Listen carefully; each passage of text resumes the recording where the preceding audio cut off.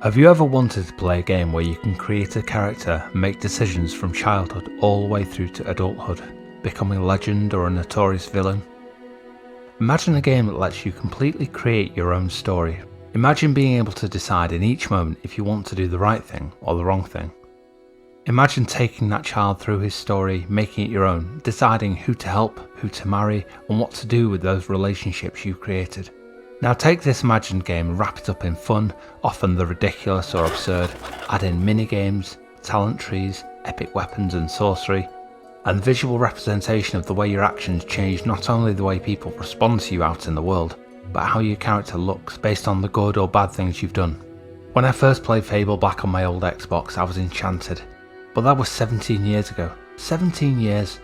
I recently got the urge to revisit Albion and relive my adventures there. And I can tell you, despite its age, Fable has lost none of its charm. To borrow a quote from a comment on Steam, you know that feeling you get when your day is slowly turning to night?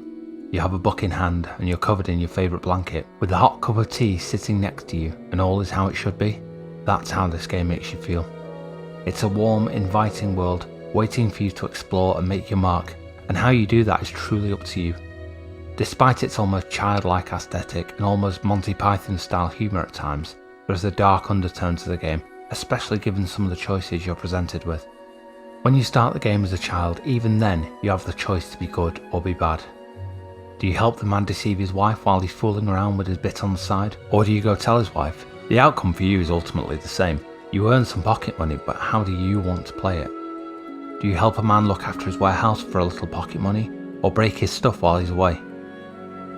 The story is told by that of a narrator telling your tale as if you're already a legend, introducing the theme of your life as if talking about a past hero and what happened to him, how his village was raided by bandits as a small child, and how he's taken off and trained in the guild. Every now and then throughout the story, and depending on what you've chosen to do, the narrator will cut in with how your story is being told. And for one day at least, the troubles of a hard world were put aside. The systems used to improve or refine your character are fantastic. You don't get the opportunity to customise how you look at the beginning of the game, but throughout the rest of the game you'll find haircuts or tattoos to unlock, which you can then use with travelling traders. The haircuts, beards and tattoos you choose will have an impact on how scary you are, or how attractive, or sometimes how funny. You can buy any clothing you like once you have the resources, be it armour or even ridiculous outfits. As you go through this process, the random people you meet will do anything from fall down at your feet in reverence, laugh in your face and point, or even run screaming away from you. How you choose to react with these people is also up to you. You can emote at them in various ways to make them laugh even more. You can flirt or give them gifts to make them fall in love with you. You can show off one of your trophies from a recent achievement for more notoriety, or even attack them. Grand masterfulness. My goodness, you're ugly. Hood. Very, very nice name. You're a creepy guy. I'll be honest, resisting the urge to punch random people in the face when they're laughing at you is hard work. I thought following a hero would be more interesting than this.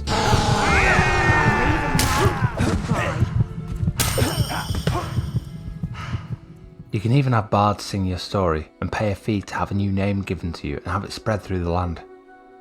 Do you want to save a village from bandits and be lauded as the hero? Or do you want to join the bandits, raid the village and kill the villagers indiscriminately? Fable somehow manages to capture a heartwarming feel, an epic adventure, the freedom of choice and ridiculous humour all at the same time.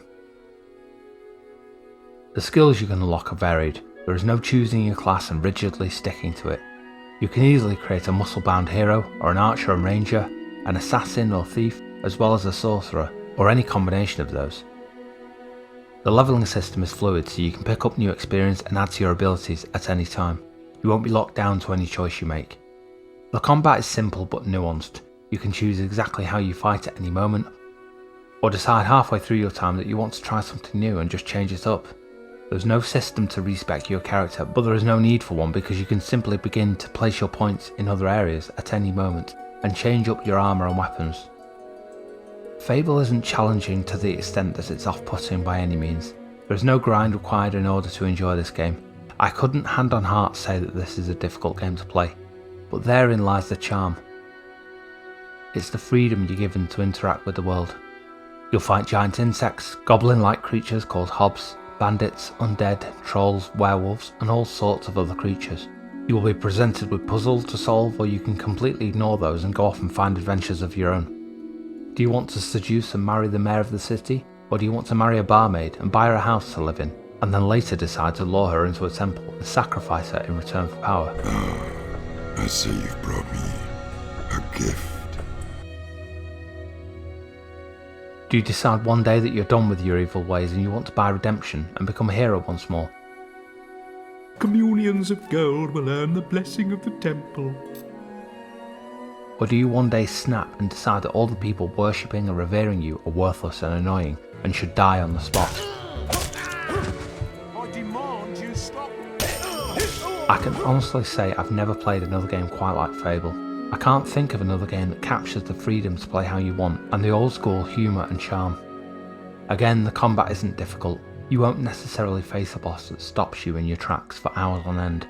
There is no massive skill check in this game. It's meant to be picked up and played. It's fluid and effortless. It reminds me of a time when games were simply made to be played and enjoyed, not overanalyzed, dissected and critiqued. There are times when the game is truly and deliberately ridiculous, and from moment to moment things will happen that will literally make you laugh out loud. A wedding ring would suit my finger. Yes, sir. Finger licking, chicken kicking, good. 100 pointer to the far left. Some of these things have nothing to do with the story whatsoever and are just passing moments, but it makes the world feel full and leaves you with a feeling of pure enjoyment despite the fact the game is 17 years old. Having a man challenge you to a chicken kicking competition, or having a random man you've never met fall in love with you on sight and begin following you around, or a tragically cliched ghost pirate asking you to help his wife by finding his buried treasure and handing it over, and being given the freedom to help him or screw him over. I was surprised actually at how well the game has aged. I was playing the Fable Anniversary version on PC, which was released back in 2014. Yes, the graphics and the feel of the game is old, but it's polished enough to stand up in 2021 and still feels viable. All the game lacks in graphical mastery is easily made up for in charm and humour. Moving from region to region involves a loading screen, but these days the load times are incredibly short. Moving around the map is simple when you begin to unlock fast travel spots, so you can zip from quest to quest or port back to grab some new skills or upgrades for your character. There is no game quite like it, where you can simply just play for hours and smile throughout. It's all wrapped up in a charm and effortless style that makes it easy to play without having to overthink it. Or if you want to overthink it and really drill down into your character and roleplay the hero or the villain, you can do that too. There isn't honestly much I would change about the original Fable. Perhaps that's my own nostalgia talking. Fable 4 has finally been announced and I truly hope they manage to capture the same feel. The effortless, enjoyable gameplay, with the freedom to choose your own path but never feel trapped by your choices. The ridiculous humour which somehow doesn't take anything away from the more dramatic moments in the game. Fable is a game that features high on the list for many people of all-time greats. Fable was one of the first RPGs I fell in love with. It's 17 years old now and still, revisiting Albion has been a pleasure. I'll wrap it up there. Like and comment if you don't mind, sub if you're new. Thank you for watching, take care, stay safe, bye bye now.